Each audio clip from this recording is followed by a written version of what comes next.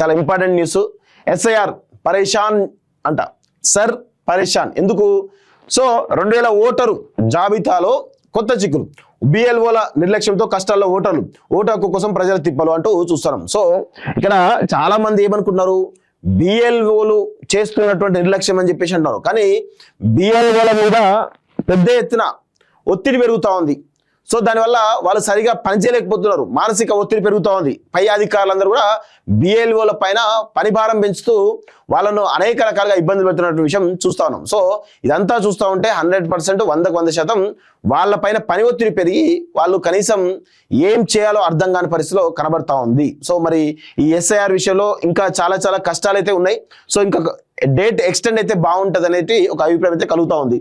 So రాష్ట్రంలో voter జాబితా సమగ్ర సవరణ ప్రక్రియ చాలా ప్రహసనంగా సాగుతోంది. 2002 ఓటర్ జాబితాలోని కొత్త చిక్కులు వచ్చాయని ఓటర్లు గగ్గులు పెడుతున్నారు. నాటి ఓటర్ లిస్టు ప్రకారం మ్యాపింగ్ చేయాల్సి ఉండగా చాలా మందికి ఓటు హక్కు లేదని తెలుస్తోంది.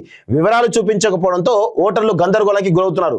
నాటి మ్యాపింగ్ ప్రకారం తమ పేరెంట్స్ కు ఓటు హక్కు ఎక్కడ ఉంది, పోలింగ్ బూత్ ఎక్కడ ఏ వార్డు అనేది తెలియక తీవ్ర ఇబ్బందులు పడుతున్నారు. దీనికి తోడు బూత్ లెవెల్ ఆఫీసర్ నిర్లక్ష్యంతో ఎస్ఐఆర్ ప్రక్రియ ఆలస్యమవుతుంది. సో 2002లో ఎక్కడ ఓటేసారు, అక్కడ ఓటర్ జాబితా ఏముంటుంది అనేది ఎవరికి ఐడియా ఉండదు. సో 100% చాలా అంటే అది ఇప్పుడు 24-25 సంవత్సరాల క్రితం ఓటర్ జాబితా ఎవరికి గుర్తుంటుంది? 100% ఎవరికి గుర్తుండకపోవడానికి అవకాశం ఉంటుంది. మరి అప్పటి ఓటర్ లిస్ట్ తీసుకొస్తే దానిలో ఏమైనా పేరు ఉంటే తెలుస్తుంది, లేదంటే మాత్రం తెలియకపోవడానికి అవకాశాలు ఎక్కువ ఉంటాయి. సో ఇలాంటి టెక్నికల్ ప్రాబ్లమ్స్ చాలా ఉన్నాయి. సో అదేవిధంగా ఎన్నికల సంఘం మాత్రం లెక్కల్లో 99% ఫారాలు పంపిణీ చేసినట్టు చెబుతోంది.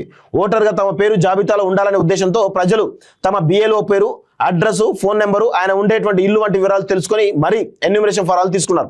పారదర్శకంగా ఫారాల పంపిణీ జరగకపోవడంతో ఓటర్లు ఎన్నికల సంఘం ఉన్నతాధికారుల పనితీరుపై తీవ్ర స్థాయిలో విరుచుకుపడుతున్నారు. సో 2000 ఓటరు జాబితాలో అసలు సమస్య. చాలా మందికి 2002లో తమ ఓటుకు ఎక్కడుందనే తెలియదు. ఏ పోలింగ్ బూత్ లో ఉందో కనుక్కోవడం గగనంగా మారింది. సాంకేతిక పరిజ్ఞానం అంతగా తెలియని వారి కష్టాలు అంతా ఇంత కాదు. ఇప్పుడు వారున్న నియోజకవర్గం పోలింగ్ బూత్ ఎక్కడ ఉందో తెలియక, గుర్తు చేసుకోలేక నానా అవస్థలు పడుతున్నారు. కిరాయి ఇళ్లలో ఉండేవారు మారుతూనే ఉంటారు. అలాంటి వారికి నాటి ఓటర్ జాబితా మ్యాపింగ్ ఇప్పుడు ఎలా తెలుస్తుంది? నాడు ఓటు వేసామో లేదో కూడా కొందరికి గుర్తులేదని చెబుతున్నారు. ఉద్యోగాలు, వ్యాపారాలు తీసుకునే వారు ఒకే దగ్గర ఉండకపోవడంతో ఇలాంటి సమస్యలు వస్తున్నాయని తెలిసింది. ఎస్ఐఆర్ లో భాగంగా ఓటర్లు 2002 ఓటర్ జాబితాను మ్యాపింగ్ చేయాల్సి ఉంటుంది. ఇది ఎస్ఐఆర్ ప్రాథమిక నిబంధన అంటూ చెప్తా ఉన్నారు. సో చాలా అంటే దీనివల్ల ఒక 20-25% ఓట్లు గల్లంత అయ్యేటువంటి అవకాశాలు ఉన్నాయి. ఎందుకంటే ఇప్పుడు ముసలి వాళ్ళకు 2001-2లో ఎక్కడ ఓటేశారు ఏంది అని ఎట్లా తెలుస్తుంది? తెలియదు. ఒకటి. రెండోది, గవర్నమెంట్ ఉద్యోగులు ఎవరైతే ఉన్నారో వాళ్ళు ఒక ప్రాంతం నుంచి ఇంకో ప్రాంతం వెళ్తుంటారు. 20 సంవత్సరాల వయసులో వాళ్ళు 4 ట్రాన్స్ఫర్లు ఉంటారు. వాళ్ళు అప్పుడు ఎక్కడ ఉన్నారు, ఎక్కడ ఓటేసారు ఎట్లా తెలుస్తుంది? తెలియదు. సో అదేవిధంగా కిరాయికి ఉండేవాళ్ళు ఇప్పుడు ఒక ఇంట్లో ఉంటారు, రేపు ఇంకో ఇంట్లో ఉంటారు, తర్వాత ఇంకో ఇంట్లో ఉంటారు. సో వాళ్ళ యొక్క పరిస్థితి కూడా ఎవరికి అర్థం కాదు. సో ఈ విధంగా 20-25% పీపుల్ సంబంధించినటువంటి ఓటు బ్యాంక్ కూడా కొంత ఇబ్బందికరంగా ఉన్నది అనేది తెలుస్తుంది. ఎస్ఐఆర్ లో ఇలాంటి లోపాలు చాలా చాలా చాలా ఉన్నాయి. ఎస్ఐఆర్ పేట సైబర్ స్కామ్స్ జరుగుతున్నాయట, గుర్తుపెట్టుకోండి.